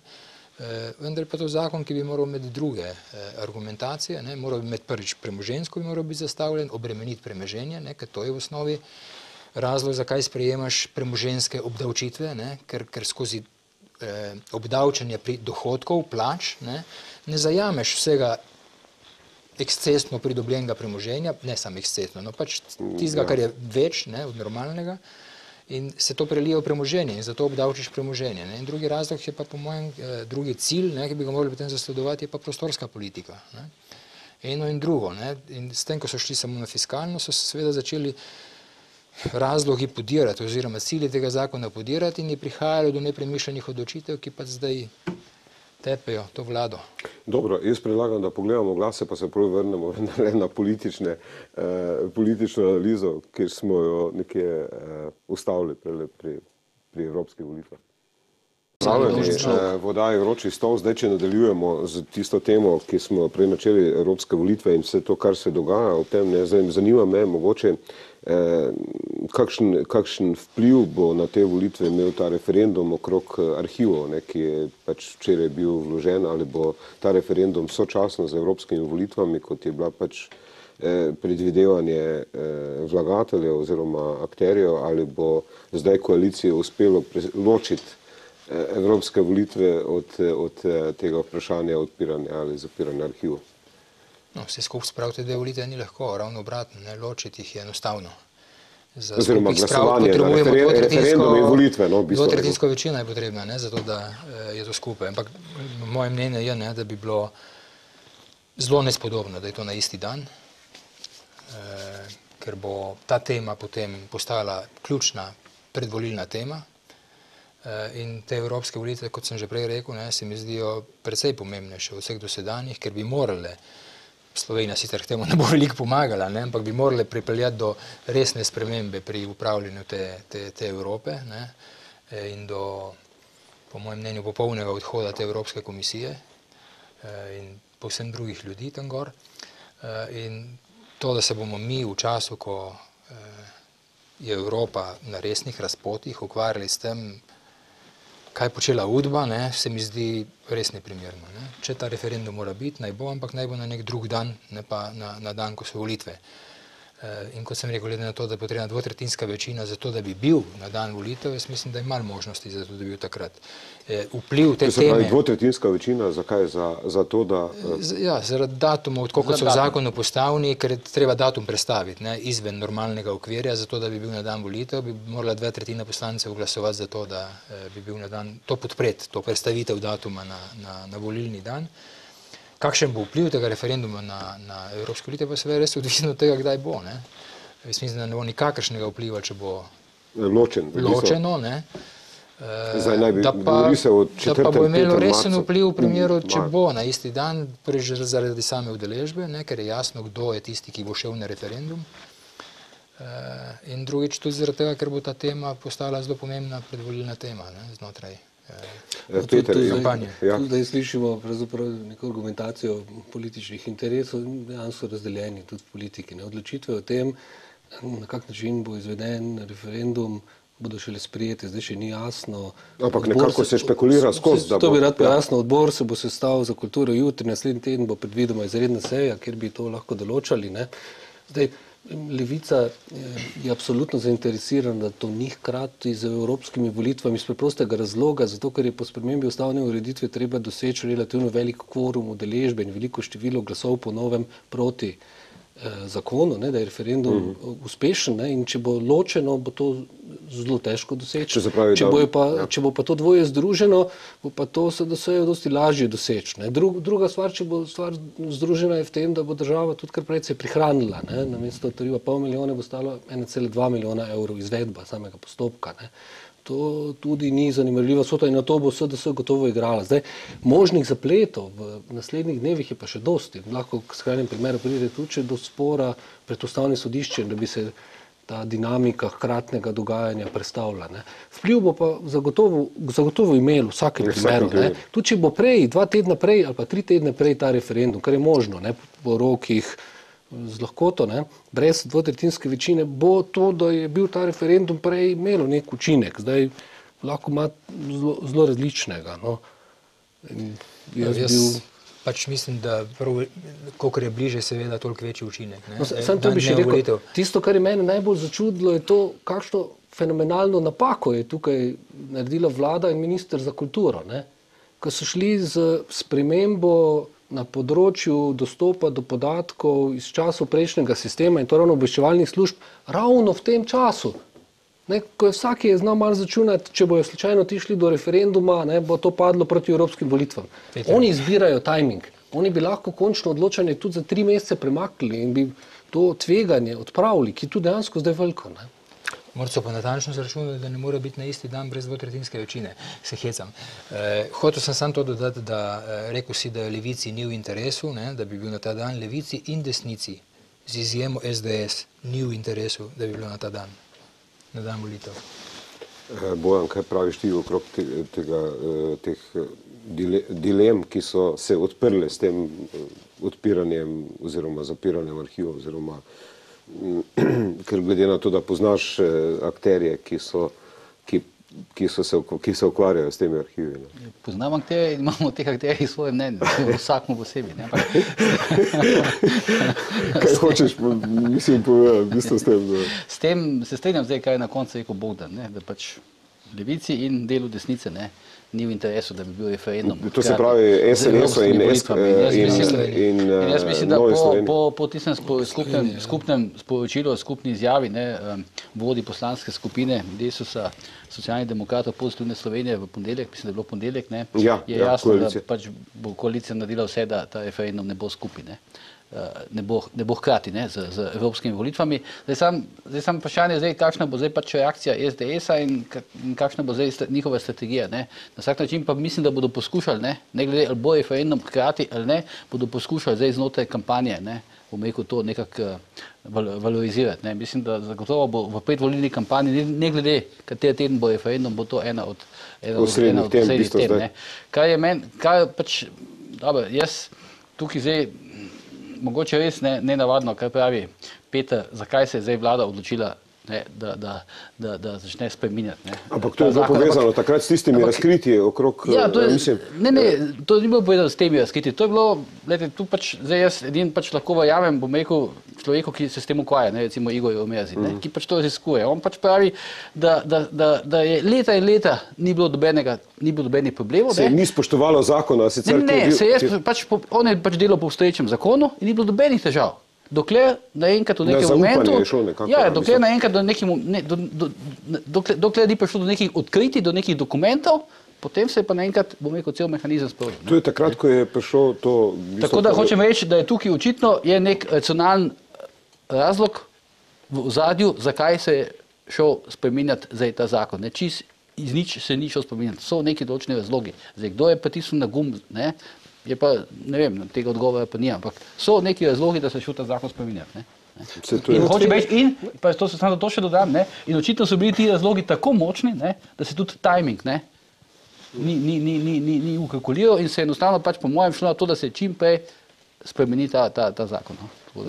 Ena stvar je nenavadno, treba opozoriti o tej materiji, je pred leti že bil referendum, ki so ga ravno tako z desne ravno tako z desne zahtevali, s tem, da je zdaj vsebina danes malo drugačna. Takrat je šlo za to, da bi danes zaprli dostop do arhivov, predvsem obveščevalne službe na zahtevo Sove, pa tehle, danes gre za neko čisto drugačno rešitev, ampak tisto, kar je pa meni komično, ko sem gledal, zdaj so se pojavljali predstavniki arhiva, pa tile, ki so bili pred leti že v neki kampanji in so takrat neke stvari javno utemeljevali, da je kaj treba in danes sicer so druge osebe, ampak iste institucije zastopajo, pa govorijo popolnoma obratne stvari.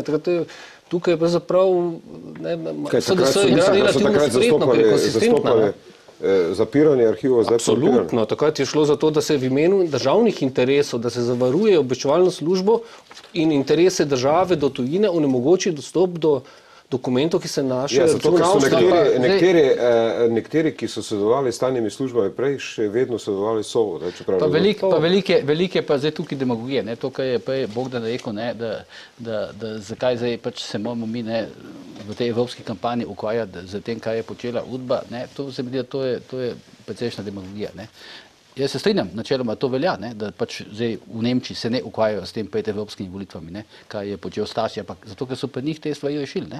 Saj, če bi mi te stvari nekako rešili, potem se tudi zdaj mi ta hip ne bi s tem ukvarjali, bi se pač ukvarjali s tem, kdo bo bodoči predsednik Evropske komisije. Sam Nemci se pa ne bi danes ukvarjali s tem, če tega ne bi rešili. Toliko pameti pa še imajo. Nemci se pa ne bi danes s tem ukvarjali, tudi če ne bi Stasi vse rešili. Oni so se ukvarjali, dokler niso tega rešili, so se ukvarjali. Ko so rešili, so se pa nehali s tem ukvarjali. Isto velja za Francoze, isto velja za Angleže in tako dalje. Mi pač tega nismo rešili in to nas zdaj vsakič znova dohiteva. In ko bomo enkrat to rešili, se verjetno s tem več ne bomo ukvarjali. Česa mi nismo rešili, ker so oni rešili?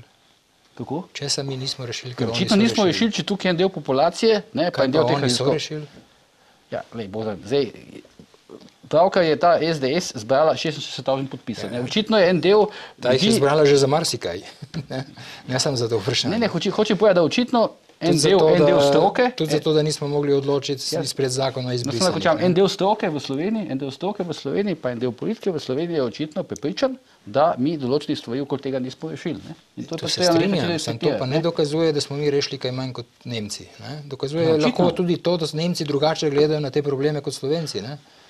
Ja, ampak očitno imajo tam okoli tega nek konsens. Mi pa okoli tega nimamo konsenza. In ko bomo imeli ta konsens, ko bomo to pospravili, kar se konsenza tiče, pa nedvomno razlika. Bo to pač pomekel. Še ena stvar je, da mogoče malo relativiziram tisto, kar sem prej rekel.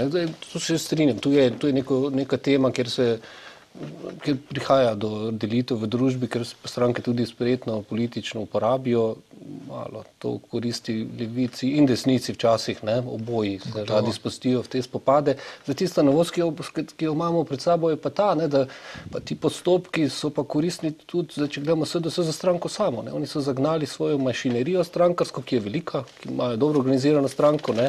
Pred volitvami so jo s tem zbiranjem podpisov so ljudi tudi motivirali, preizkusili na nek način. Ne. Kaj je legitimno, ne?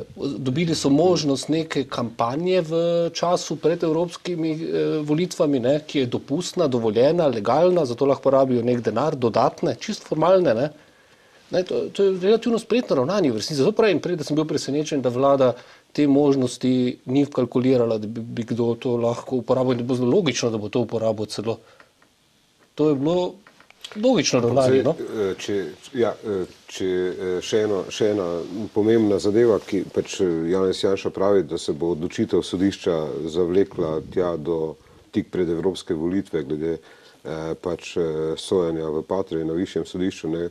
Zdaj me zanima pa tudi kakšno pravzaprav kako bo vplivala na politično dogajanje v državi ena ali druga odločitev. Tretja, pravzaprav, tri možnosti so, v bistvu, zvezi s tem. Da se pač vrne nazaj. Ja. Mogoče ne vem, isto. Ja, zdaj, ne vem, a te zanima na dolgi rok ali na kratki rok. Ta odločitev domnevam, da bo prišla po evropskih volitvah, domnevam. Ne? Če bo prišla pred evropskimi volitvami, bo seveda imela, po mojem, kar implikacije na te volitve. Ne? Moje mnenje je sicer, da v primeru, da bo Janez Janša obsojen, da se bo njegova politična kariera, po mojem, nehala s tem. Če bo obsojen. V primeru pa, da ne bo, ne, bo pa ravno obratno. Ne? Mislim, da bo dobil povsem novo legitimiteto v tej državi in da bo uspel ponovno obvladati SLS in Novo Slovenijo, ki sta se zdaj nekako izvili iz njegovega trdega prijema, da tako rečem, ne? In sta tudi skozi to zgodbo, o kateri smo zdaj govorili, o arhivih, pokazali neko samostojnost, celo skregali so se na tej točki. Ampak da bo v primeru, da dobi, ne, ponovno hegemoniziral desni del političnega spektra v Sloveniji. Odločitev vrnitve na prvo stopnjo bi po mojem imela, kar se SDS-a tiče, pozitivne učinke na teh volitvah, dolgoročno pa je vse odvisno od končne odločitve. Zastaranje, v bistvu je, mislim, da drugo leto zadeva zastara. Bojan, kaj? Ne vem, zdaj po mojem vrnitev nazaj na prvo stopnjo na nek način pač pomeni, da ni obsojen. Tako je, zato pravim, da bi imelo pozitivne učinke, po mojem, to na evropske volitve. Zdaj, se strinjaš s to tezo, da če bi bil obsojen, da je to konc politične kariere, v bistvu? Ja, zdaj, v principu mislim, da je to dosti realna postavka. Ne? S tem, da pač, ker zdaj spremljam recimo te reakcije, ne, oziroma kako bi rekel, te priprave na sodbo, ne, se mi zdi, da v principu Janša išče, da pravzaprav on zdaj to odločitev druge stopnje, recimo v primeru obsodbe, ne, da na to gleda on, po mojem, kot šele na eno od etap. Prehodno, v bistvu, fazo. Mislim, še na eno od etap v tem procesu. Ne. In se mi zdi, da je na nek način se že sprijaznil s tem? Mislim, je to resna kalkulacija, ne? Da on, po mojem, sam pa sebi tudi resno kalkulira s tem, da bo obsojen, ne? Se je s tem na nek način že sprijaznil, ne? Ker tudi vidim, kako, bom rekel, funkcionirajo ti njegovi pogovori znotraj EPP-a, evropska, mislim pač te njegove evropske povezave in tako dalje, ne? Zdaj nek minimalen izhod za to, ne, pa je ponudila ta finska začasno, ne, oprostilna sodba, ne? V zadevi Patrija. Zdaj, če se bo tukaj zaključilo, bomo rekel, za pravnomočno obsodbo in če se recimo v nekem relativno kratkem času tudi na Finskem spremeni odločitev, ne, pol je zagata bistveno večja, kot da recimo. Če bo šel tam postopek naprej, oziroma če bo tožilstvo sprejelo pač sodišče pritožbo. Če bo na Finskem pravnomočno obveljala obsodilna sodba, ne, tukaj pa bo recimo Janez Janša obsojen pravnomočno na tej drugi stopnji, potem mislim, da bo on to vzel kot neke vrste etapo. Samo eno od etap in bo seveda na nek način bil, ne, se boril in pravno in politično naprej. Ne, tako da, pač na podlagi, bom rekel, nekih ocen za nazaj, ne, mislim, da je to bolj realno kot to, da se bo naenkrat nehala njegova politična karijera. Mogoče še Peter. Pa jaz si ne bi upal napovedovati, treba pač počakati, videti, kaj bo. No, sej, potem pa mogoče smo malo premalo govorili pa o levici, ne, v bistvu ne zdi se, da občasno prihajajo do napetosti med, mislim, ali pa so kar, v bistvu, rekel, dnevne med SD-jem pa med Pozitivno Slovenijo, kar se ne nazadnje tudi vidi v teh izjavah, reakcijah na odstop ministrice, ne, v bistvu, če se vrnemo na začetek. Ne. Kakšna je pravzaprav prihodnost teh dveh strank oziroma tega sodelovanja ali pa nesodelovanja? Napetost, ki izvira med SD-jem in Pozitivno Slovenijo, po mojem mnenju pravzaprav v tem, da so javnomnenjski rejtingi SD-ja večji od Pozitivne Slovenije, na drugi strani pa ta trenutna realna politična moč, ne, v parlamentu in v vladi izrazito na strani Pozitivne Slovenije, ne, in da Lukšič to na nek način dojema kot krivico, to sedanjo zapostavljenost znotraj parlamenta in vlade. Glede na razmerje iz prejšnjih volitev, v bistvu. Bodočih, bolj bodočih, kot prejšnjih, ki jih anticipira rezultate, seveda, ne, on. Ampak vseeno, ne, mislim, da je on na začetku bilo to izrazito prisotno, ta njegova nenaklonjenost Alenki Bratušek in Pozitivni Sloveniji in na nek način tudi vladi, da pa se je na nek način racionaliziral kasneje, zavzel veliko bolj konstruktivno držo in da v tej drži dosti dosledno tudi še zmeraj vztraja, se mi zdi. Ne? In tako da tega nekega zelo izrazitega konflikta med njimi ne vidim. Ne? Latentno definitivno obstoji, ker ta ocena moja o tej občutku neke nepravičnosti, sem prepričan, da še zmeraj obstaja, ne? In občutek izrazite konkurenčnosti. Ampak zdi se mi, da je Lukšič precej bolj racionalno kot na začetku znotraj vlade in do vlade nastopa in z SD-jem že prej tako, z ostalim delom SD-ja že prej ni bilo resnih problemov, tako da med njimi ne vidim nekih resnih konfliktov. Meni vidim večji problem te vlade v odnosu Desusa in Karla Erjavca do vlade in dejstva, da pravzaprav na vsaki točki, kjer lahko pristavi svoj pisker in treba tudi povedati, ne, dobi to, kar hoče. Ne. Te njegove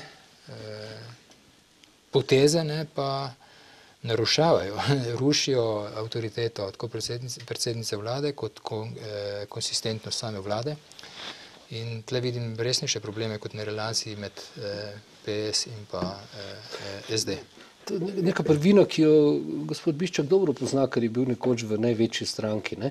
Imamo zelo nenavaden položaj. Normalno v vladnih koalicijah manjši partnerji običajno imajo strašne težave, velik partner se še pa nekako vleče. To je bilo vedno tako. Tokrat imamo prvič situacijo, ko je manjši koalicijski partner, torej SD, javno dosti bolj popularen in boljše kaže kot velik koalicijski partner. Torej tisti, če gledamo zdaj z vidika prihajajočih volitev, ne, ki ima v koaliciji dejansko težave, ne, je Pozitivna Slovenija. Oni imajo težave tudi zato, ker da tudi vodstva nimajo čisto urejenega, ne? Ker tam še vedno obstaja ta konflikt med nekdanjim predsednikom in začasno predsednico, ki pa nima polnega mandata. Ne? Tu so zdaj največje težave. Te druge, o katerih govorimo v zvezi z Desusom, ne? Te so pa stalnica. V vseh koalicijah se najmanjše stranke skušajo nekako zagotoviti toliko prostora, da bi preživele dolgoročno. Če se Desus ne bi postavljal, včasih to tudi igra, ne, spretno v medijih, pa v javnosti, in mi dostikrat to priznam, kot mediji, ne, govorim čisto osebno, tudi nasedemo, ne, bi izginili, kot je recimo NSI izginila po nekih volitvah, ne, pa mnoge druge majhne stranke v preteklosti. Kaj pa recimo Gregor Virant oziroma te zadnje dogajanja povezane s temi letalskimi kartami, s KPK-jem, kakšna je v bistvu njegova kalkulacija oziroma možnost političnega preživetja državljanske liste. Mogoče. Ti si strokovnjak za korupcijo. To sem hotel reči, mogoče prej. No. Ja, že zvezi z SD. Ja, mislim, da je po mojem glavni problem pač mislim, zakaj je zdaj slabše stoji, ne, največja vladna stranka? Po mojem zaradi tega, ker sploh v principu ni strukturirana kot stranka. Ne. In to ravno kaže, mislim, nazven se pa to kaže v principu tem, kako bi rekel, dvovladju, ne, te stranke, na eni strani Janković, na eni strani Alenka Bratušek. Ne. Čeprav to zgleda, da je stvar urejena, pa še zdaleč. Ne, to ni urejeno. Ne. Ker če bi bilo to urejeno, bi pač nekdo šel na kongres, pobral to titulo, zmagal, ne, postal predsednik stranke, bi bile stvari pač potem urejene. Ne. Zdaj pri Lukšiču je pa tako, ne, da videl sem zaznal, ne, pri Bogdanu tako neke vrste zadovoljstvo, ne, ker se je Lukšič malo zdaj, kako bi rekel, stabiliziral, ne, pa postal kooperativen partner znotraj koalicije, ampak hkrati, ne, zadovoljstvo je pa zaradi tega, ker zdaj, ker je Lukšič postal bolj, kako bi rekel, spavljiv do Alenke Bratušek, so mu odstotki začeli padati, ne, socialdemokrati, ne, bolj, ko je spavljiv, bolj, ko je spavljiv, se to... V zadnjem času res, ampak... Bolj, ko je spavljiv, njegova spavljivost traja že skoraj leto dni. Ampak bolj, ko je spavljiv, oziroma od tiste spavljivosti nenadne, ne, ki ne bi se zgodila po nekih pogovorih v Bruslu, ne, so začeli odstotki socialnih demokratov nekoliko padati. Ne. To je v stranki povzročilo... Se pravi, na internacionalni socialisti... To je v stranki, to je pa znotraj Evropske komisije pa tako dalje. To je v stranki povzročilo precej živčnosti, ne, in zdaj, ne, v zadnjih 2 tednih Lukšič zaostruje malo retoriko, ne, in tudi mislim, da jo bo zaostroval do evropskih volitev. Tako se mi pač zdi, ne. Zdaj, okoli Viranta, če bi Gregor Virant zaslutil kakršnokoli možnost solidnega rezultata na evropskih volitvah, ne, zdaj njegove liste bi zagotovo šel on kandidirati prvega mesta. Ne nazadnje, tako mu je tudi svetovala njegova ključna svetovalka, to je njegova soproga. Ne. Ampak očitno je, bom rekel, ugotovil, da je to prenevarno, ne, da pač ker lahko, če izgubi, najverjetneje ne bo dobila poslanca, mislim, jaz se privoščim gospodu Pličaniču, ampak mislim, da ga ne bo dobila in mislim, da je s to stranko bolj ali manj konec. Ne. Zagotovo bo pa stabilen člen koalicije do konca. Ja. Kaj pa pridružitev z PS-om oziroma ta kombinacija z Alenko Bratušek? Odlična koalicija, recimo Gregor Virant, Roman Jakič, recimo. Bratje v orožju, recimo, ne, to bi bilo. Drugače pa, ne vem, mislim, to mogoče Bogdan kakšne boljše informacije glede tega. Ne. Tisto, kar zdaj reči, meni se je zdelo popolnoma neverjetno, ko sem bral to poročilo protikorupcijske komisije, ne, ko so zapisali, da je v Adrii RVS bila splošna praksa, dolgo uveljavljena, ne, da so vedno dobivali politiki, gospodarstveniki in take javne osebnosti zelo poceni karte. Ne? To se pa mi je zdelo neverjetno. Svoji tisti, ki imajo že takve pozicije v družbi, dosti denarja, s to državno firmo zelo poceni letajo po svetu, to pa plačujejo oni revni, navadni ljudje, ki morajo plačevati karte. Po celem svetu je tako. To pa nisem čisto prepričan. Pa še, če je kaj, ne, recimo, zanimivo je, odkar je prišlo ven to poročilo, ne, pa odkar se je začela ta afera, mislim, odkar je ta afera prišla v drugo fazo, ne, s temi kartami, recimo takrat je odhajajoči predsednik komisije Goran Klemenčič popolnoma izginil z javnosti, ne. Niti ene izjave od takrat ni več dal, ne. Če se pošalim, to bi rekel, zanesljivo, recimo direktorji teh velikih ameriških avtomobilskih firm niso izkoristili te priložnosti, ker oni so preleteli zasebnimi letali, ne. Razumeš, takrat pameti, jim to ni padlo, tako da, jaz bi to rekel, ne, za neko družbeno elito, ne, je v resnici sramota to, da so sprejemali te ugodnosti, no, tako se šali. Za nekega direktorja velikega pomembnega podjetja, ki je lastnik, da je to takšno ugodnost sprejel, to je meni. To kaže na neke težave, ki jih ima skupnost v celoti. Tudi najbrž je to izvira iz neke preteklosti. To pa ja, ne? Ker so vse v Sovjetski zvezi so te modre kuverte si izmislili zato, ker pač nisi mogel nekim ljudem višjih plač dati, ker imamo vsi iste, ne? So pač na druge načine plačevali. In najbrž je pri nas tudi marsikaj se na ta način dogajalo in to je del tega. Tri točke so bile, na katerih je v bistvu praktično zginila, ne? Komisija za preprečevanje korupcije. Ne. Zdaj, realno, po mojem, ne bo več mogoče vzpostaviti. Eno je imenovanje Štefanesa, ne. Drugo je poročilo v zvezi s temi letalskimi kartami, zdaj, kar zadeva Gregorja Viranta, in tretja stvar je nova služba Roka Prapotnika v Novi Ljubljanski banki, pri preiskovancu. Ne. Tako da, po mojem, je to zdaj več po teh situacijah, mislim, da resne komisije ne bo več mogoče sestaviti. Možno bo sestaviti samo kot neka vrste preventivno posvetovalno delo, ne, tako da ostalo pa več. Se ne o komisiji, to, če bomo posebej, ampak o Virantu. Ne. Njegova usoda je, se to jaz strinjam, izjemno težka in vprašanje, če je rešljiva, politično gledano. Zato je nekaj krivde na njemu, nekaj pa tudi na splošno slovenski situaciji. Tisto, kar je na njemu krivda, je po mojem dejstvo, da je izjemno lahko in brzo pleto, bi rekli Srbi, uletaval s svojimi izjavami na račun drugih politikov, ob, po mojem mnenju, marsikdaj minimalnih prekrških, ki so jih delali, in na ta način sam zase vzpostavljal kriteriji, ki se mu zdaj vračajo kot bumerang. In tudi sam pa mislim, da je vsaj ta primer, ki se mu zdaj očita po poročilu proti korupcijske komisije, moram reči, da tistega prej, v času, ko je bil funkcionar, nisem dobro spremljal in se ne upam nič reči o tem, ampak da je tudi v tem primeru javnost do njega prestroga. V tem primeru, ko je pisal svojemu znancu na Adrio Aeros v času, ko ni bil funkcionar, maile njegove sem prebral, tiste, ki so bili objavljeni v medijih, ni prosil za popust, in ko mu je ta znanec odgovoril, ni povedal, da so mu odobrili kakršenkoli popust.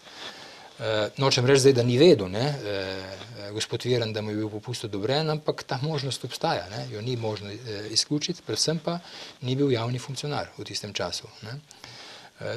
Povedem anekdoto, obstajajo posnetki radijski nekega zanimivega Američana, ki živi v Sloveniji že dolgo, pod naslovom Kako postaneš Slovenec, in kjer obrazlaga pomen za njega Američana, ki je to nek novega, besede zrihtati.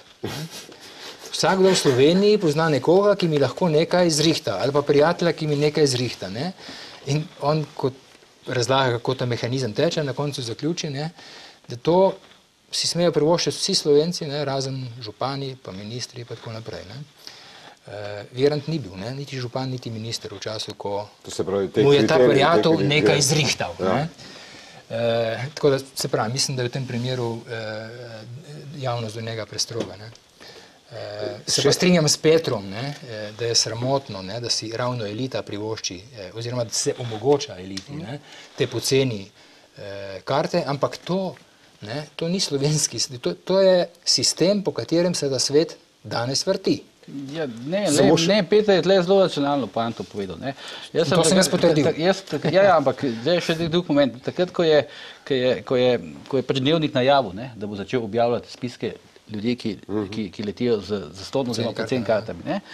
Jaz sem z velikim veseljem čakal ta spisek. Potem se je pojavil spisek samo 4 ljudi. Max Tajnikar, ki je imel pravico, ki je bil član nadzornega sveta, Matjaž Rakovec, ki ga je imel takrat predsednik zavarovalnice Triglav, ki ga je imel takrat Dnevnik, kot vemo, blazno na piki, Miha Vrec in pa Gregor Virant. Ko sem vprašal potem odgovorno urednico Suzano Ranko, zakaj ni pač objavila ostalega spiska, se tam nekaj izmotavala in tako dalje, ker slišim, da je bilo nekaj politikov zelo zaščitenih, pa so bili na tem spisku in kupa naj bilo nekih raznih estradnikov. Tudi na tem spisku, ki so leteli za ston. Ampak ključno hočem povedati to, kar je pač Peter rekel. Cela vrsta teh ljudi, ki so bili na tem spisku, od zunaj ima privatne džete. Na kraj pameti ne pride, da bi recimo pisali pisma, pa lahko letimo 120-130 evrov. Z tega vidika smo res fenomen. In kaj je pa, bom rekel, ta spisek, ki je menda blazen dolg nekaj 100 ljudi, pa pokazal dejansko, da praktično si tukaj nek bedak, ali pa nek nesposobnež. Če plačuješ popolnico. Če plačuješ karto, če si ne uspeš zrihtati karto, ampak kaj jaz vidim problem pri Virantu je pa to, da je on lagal. To je, po mojem, to je glavni problem. Nixon ni odstopil zato, ker je pač naročil prisluškovati, pa zato, ker je lagal in ker je ovijal preiskavo. In to se je Virantu zdaj po moje presoji zgodilo. On je lagal, da ni posredoval za karte, ker je posredoval, zagotovo ni opisal, da bi dobil dražjo karto. In ker je to na nek način zamočal pri Komisiji za preprečevanje korupcije. To je pa laganje in ovijanje preiskave. Zelo na kratko, če lahko, ker smo praktično že proti koncu oddaje, če je še kakšen zaključek mogoče Bogdan okrog tega, ali Peter, samo na kratko. Meni se poštenosti je mogoče treba reči. To, o čemer Dnevnik piše, se dejansko nanaša na čas, ko Virant ni bil na funkciji. To dopisovanje. Jaz sem slučajno s tem komercialnim... Predsednik zbora za Republiko. Jaz sem slučajno s tem komercialnim direktorjem, ki mu je to dal govoril, on mi je povedal, da pač so takrat imeli neko poslovno politiko, ki je bila taka, da so probali parirati drugim, napolniti letala, so zato zelo množično dajali te popuste. Njega niti niso zaslišali. Ne. To dimenzijo mogoče je vredno preverjamo. Tisto, kar je pa res problematično, pa je to, ne, da je neke karte minister Virant dobil, ko je bil še član Janševe vlade, kjer pa je takrat tudi vodil neke pogovore o skupnem naročanju vozovnic za cel javni sektor. Ne.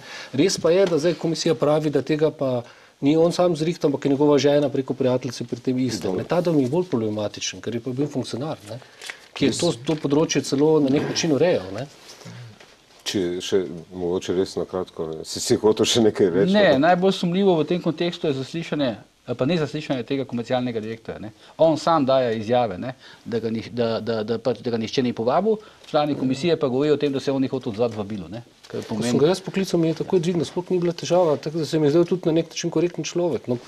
Jaz bi na tej točki, hotel sem še sicer nekaj o levici, pa o teh inicijativu za demokratični socializem, ker si ti pisal o nekem financiranju, ampak mislim, glede na to, da nam je zmanjkalo prostora, se vam res zahvaljujem za to, bi rekel, izčrpno razpravo. Vam, spoštovane gledalke in gledalci, hvala za pozornost in lahko noč.